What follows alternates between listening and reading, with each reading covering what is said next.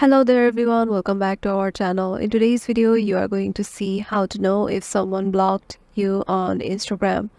So let's get right into it. Head over to your Instagram application. Make sure you have logged in into your desired account in which you just want to see if someone has blocked you or not.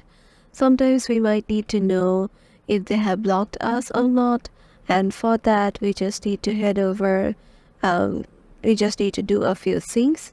And for that, head over to your profile icon by clicking the profile icon on the lower right corner, and then just go to your followers and following option.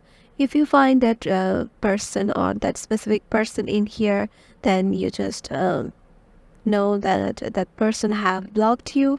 And then there goes another way, that is head over to your DM section and head over to the specific person's DM.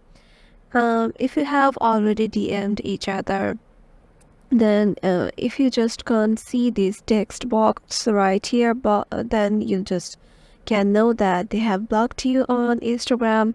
And then there goes another way, that is head over to the search icon and then search for that specific person. If you can't find them in your search list or the search options right here, then you can also know that the person have blocked you on your Instagram.